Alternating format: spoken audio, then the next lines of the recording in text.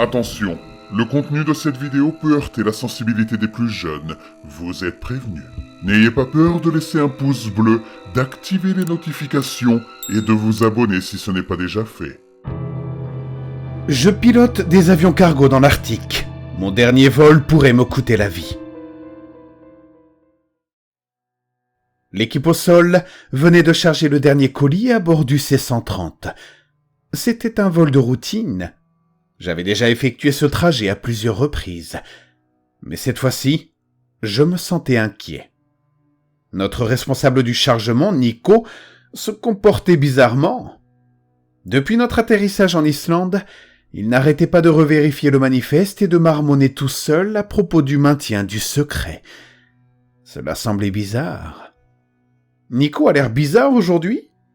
Ai-je demandé à mon copilote, Hans, tout en vérifiant les instruments. « Non, il est juste stressé, » a-t-il répondu. « Il est toujours comme ça pendant les vols. » L'accent prononcé de Hans le rendait parfois difficile à comprendre, mais on pouvait compter sur lui. Et cela comptait beaucoup dans ce métier. « On a un contact, » dit Hans en me tapotant l'épaule. La radio grésilla. « Hercule de 7, ici le coordinateur du site Skiff. Je cherche le commandant Doyle. Terminé. » Je pris le combiné. « Ici Doyle, je vous écoute. »« Capitaine, j'aimerais vous parler brièvement une fois que vous serez au sol. »« Bien reçu. De quoi s'agit-il ?»« Rien d'urgent. Retrouvez-moi simplement au bureau de chargement pendant que vous faites le plein. »« Compris. » répondis-je en jetant un coup d'œil à Hans. Je me demande de quoi il s'agit. Il se contenta de hausser les épaules. Nous décollâmes de la plateforme de chargement et entamâmes notre dernier trajet. Le plan était d'arriver à la base aérienne au Groenland. Notre destination était isolée et située très au nord. Certains l'appelaient la fin du monde. L'endroit était surtout connu pour ses recherches aérospatiales et météorologiques. Pendant le vol, j'ai jeté un coup d'œil en arrière et j'ai aperçu Nico en train de marmonner tout seul dans la soute.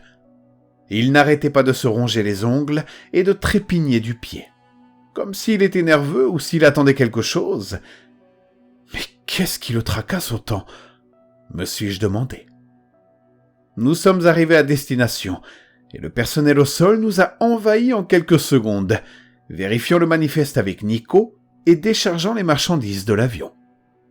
Je me suis levé et j'ai étiré mes membres, sentant le sang revenir dans mes jambes. « Je peux aller pisser d'abord ?» a demandé Hans en s'éclaircissant la gorge. « Bien sûr, mon gars » lui répondis-je. Il se leva et se glissa dans les toilettes. Je me réchauffai les mains et me souvins de la demande de Skiff. « Je veux vous voir à l'atterrissage » avait-il dit. Cela me semblait être une demande étrange. Je finis mon thermos de café et me dirigeai vers la zone de fret, bravant le froid. Il faisait 0 degré, mais avec le vent on aurait dit qu'il en faisait au moins -20. Je rabattis les bords de mon manteau sur mon visage pour empêcher l'air glaçant, cinglant et glacial de s'infiltrer dans mes narines. La marche fut éprouvante. « Skiff est juste là-dedans », dit l'agent de sécurité en désignant le bout du couloir. Je suivis une longue rangée d'ampoules qui menait à une porte ouverte. « Bonjour ?» Je tapotai avec mes jointures sur le mur. Une voix répondit. « Entrez !» C'était Skiff. « Vous vouliez me voir ?» « Oui. » Assis à son bureau, il me servait une tasse de café. « Asseyez-vous et goûtez-moi ça, c'est bien chaud. » Il me tendit une tasse et j'en bus une gorgée, et bon sang, c'était brûlant. « Pourquoi vous m'avez convoqué ?»« Juste pour discuter. Ça fait combien de temps que vous volez avec nous, Doyle ?» Je m'assis, en essayant de ne pas me brûler tandis que j'avalais une autre gorgée. 1 an et 11 mois, je crois. « Ça vous plaît ?»« Ouais, le salaire est bon, » répondis-je sans trop réfléchir. « Vous êtes un vrai mercenaire, vous. » Skiff gloussa. Il désigna un ordinateur d'un geste en faisant une grimace longue et exagérée. Je suppose que vous avez entendu les histoires aux infos. Non, pas vraiment. Mais à propos des incidents récents, me demanda-t-il. Non, je vous jure. J'utilise rarement Internet en plus. Ah bon? Skiff tapotait le bureau de ses doigts, comme les pattes d'une araignée en train de calculer. Vous n'avez donc aucune idée de ces décès? Des décès? Non, et honnêtement, je m'en fiche. Skiff rit à nouveau et se frotta le côté du nez. En vérité, je craignais que certaines de ces histoires aient filtré et vous aient mis la puce à l'oreille. Vous êtes l'un de nos meilleurs pilotes. Je détesterais que vous pensiez que ce travail est trop dangereux et que cela vous décourage de faire d'autres vols. Je n'attendis pas pour lui répondre qu'il en fallait vraiment beaucoup pour que je démissionne. Je posai la tasse devant moi. C'est trop bien payé pour que j'arrête. Excellent. Il sourit. C'est environ 45 minutes plus tard que je suis retourné dans le cockpit. L'avion avait été déchargé et le ravitaillement en carburant était presque terminé. « Comment s'est passée ta discussion ?» demanda Hans, impassible. « Bien, plutôt bien. » répondis-je en attachant ma ceinture de sécurité. J'avais hâte de rentrer chez moi. Ma petite amie Nova et moi avions commencé à organiser nos projets pour l'été. Nous voulions utiliser une partie de mon argent pour prendre l'avion jusqu'à Paris, voir la tour Eiffel. Et les catacombes, ce serait l'endroit idéal pour se fiancer. Alors que je m'installais dans mon siège, j'ai jeté un coup d'œil par la fenêtre et j'ai remarqué quelque chose qui se dirigeait vers nous. « Tu vois ça ?» ai-je demandé en me penchant en avant. « Voir quoi ?» répondit Hans. C'était une sorte d'animal qui courait à quatre pattes et qui fonçait droit sur nous. Il était énorme, comme un ours polaire. J'étais tellement sous le choc que j'arrivais à peine à réaliser ce que je voyais. Puis, une pensée terrifiante m'a traversé l'esprit. « Est-ce que notre rampe est fermée ?»« Non, je ne crois pas, » répondit Hans. Je me suis levé. J'ai attrapé le Signao RM-18 qui se trouvait sous mon siège. Je me suis précipité hors du cockpit et j'ai trouvé Nico dans la soute. La rampe était grande ouverte. « Nico, ferme la rampe !» Il retira ses écouteurs et me fixa du regard. « Hein, quoi ? Ferme la rampe, putain !» Soudain, une forme gigantesque se glissa à l'intérieur et l'entraîna dehors. « Nico !» Il avait disparu si vite que j'eus à peine le temps de réaliser ce qui s'était passé. Je dévalai la rampe, reculant sous l'effet des violentes rafales de vent qui me fouettaient le visage. Lorsque j'atteignis le tarmac, je retins mon souffle d'horreur en voyant une créature bien plus grande que n'importe quel ours polaire que j'ai jamais vu. Elle se régalait de la chair de Nico avec ses crocs serrés comme des rasoirs. On aurait dit une créature tout droit sortie d'un cauchemar.